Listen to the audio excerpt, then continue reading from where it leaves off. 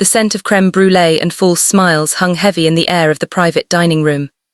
It was my graduation dinner, yet the atmosphere was less a celebration of my software engineering degree and more an execution of my autonomy. My name is Skylar Lawson, and I was perpetually the ghost in the Lawson household. My parents, Marcus and Elaine, curated a flawless image of domestic bliss in their exclusive Delmere neighborhood. Their masterpiece was my younger sister, Vanessa, the golden child, an aspiring artist whose expensive, vague future was always subsidized by my parents' resources and approval. I was the practical one, the quiet variable they preferred to keep off the equation entirely. Growing up, I learned silence was my superpower. I didn't push back when my parents missed my robotics competitions to attend Vanessa's minor gallery openings. I didn't complain when they borrowed my college savings for Vanessa's essential European art tour. I understood early on, their love was conditional, and I refused to meet the conditions. The only person who truly saw me was my grandfather, Silas Lawson. He was a retired structural engineer, a man who believed in blueprints and foundational strength.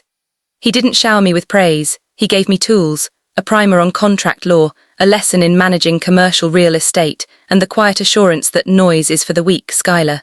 Strength is the conviction in your own plan. Grandpa Silas had passed away 6 months ago, and tonight, the unspoken tension surrounding his estate, which I knew contained a substantial commercial property portfolio, was finally being addressed. Midway through the dinner, Marcus cleared his throat. The sound was a command, silencing the polite chatter. He placed a heavy, notarized brown envelope beside my untouched wine glass. "Skylar," he announced, his voice carrying just enough to silence our relatives and friends at the long table. "You have a stable job now. Vanessa needs the foundational support to launch her career. Sign the transfer papers. It's the sensible thing to do." Elaine offered a tight, expectant smile, while Vanessa leaned back, watching me with the superior amusement of someone anticipating an easy win. The request was breathtaking in its audacity. They weren't asking, they were informing me that my future belonged to them, and they were gifting it to my sister. "No," I replied, the word emerging without a tremor. The shock was immediate and palpable. Vanessa gasped dramatically. Marcus's face darkened, shifting from control to raw, exposed anger. "Don't be difficult, Skylar. This is for the family," he insisted, pushing the folder closer. "This is not about family," I countered, my voice low and steady. "This is about control, and I am not signing." Vanessa whispered, loud enough for half the table to hear, "It's typical. She never contributes, only hoards." That was the last straw. The truth hit me with profound, icy clarity. They saw me as a resource to be harvested, not a person to be loved. In one fluid motion, Marcus snatched my framed degree, the one physical symbol of my earned success, from his briefcase. He pulled out a sleek lighter, the silver flickering in the candlelight. "You don't deserve any of it," he hissed, and the blue flame kissed the parchment. The diploma flared and curled, turning to ash on the white tablecloth. An audible gasp swept through the room. They expected tears, begging a final surrender. They expected the old Skylar. Instead, I watched the smoke rise and simply smiled, a genuine, liberating smile. The flame had not burned my future, it had illuminated my path. "Are you done?" I asked Marcus. My calmness unnerved him more than any outburst could have. Elaine finally found her voice, sharp and accusatory. "If you walk out now, you are deliberately fracturing this family." "This family was fractured long ago," I stated, standing up. I placed my napkin neatly beside the ashes. "I'm just done pretending the cracks aren't there." Without another word, I walked out. I didn't glance back at the horrified faces or the smouldering remains of my diploma. I was done being the small, quiet girl. I stayed with my Aunt Riley, Silas's younger sister, for the next week.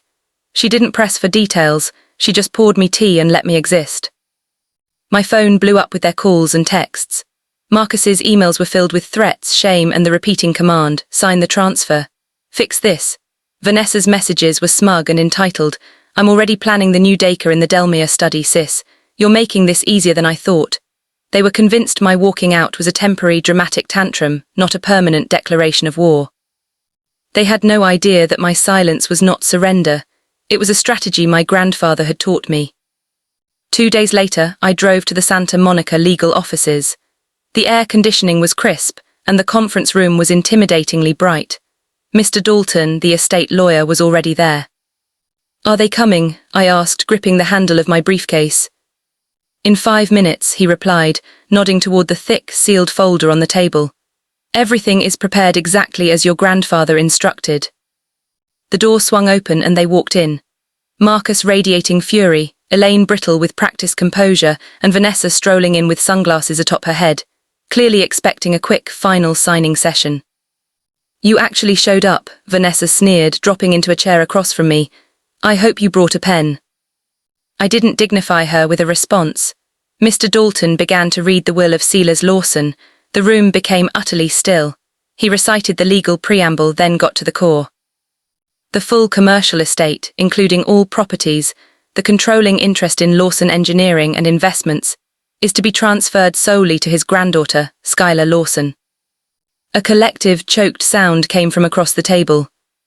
Impossible, Marcus yelled, slamming his hand down. The residential properties were meant for Vanessa, the company was mine. On the contrary, Mr. Lawson, Mr. Dalton interrupted calmly. The only bequest your father made to you and Mrs. Lawson was a small lifetime annuity, contingent on the care of Miss Skylar. Vanessa was speechless. The whole company, but, you don't even like the house, I need that inheritance for my studio. I met her eyes. You don't need it, Vanessa, you just want it, and what you want is no longer relevant. Mr. Dalton then pressed a button, and a projection screen descended. Grandpa Silas appeared on the video, looking frail but his eyes clear and sharp. If you are watching this, he began, his voice surprisingly strong, it means Skylar has kept her promise to stay silent until the truth could speak for itself. Elaine covered her mouth, tears finally welling up, tears not of remorse but of catastrophic loss.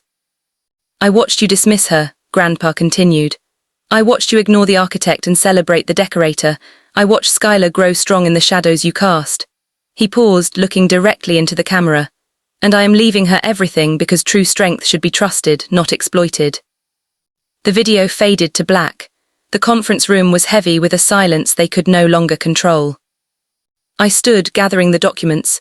You burned a piece of paper, Dad, I said, looking at Marcus. But you didn't burn my foundation. Grandpa made me an architect, and as of today I'm rebuilding the entire structure. I walked out into the sun. They had played a zero-sum game, thinking I was the zero. They lost everything the moment I stopped needing their approval to exist.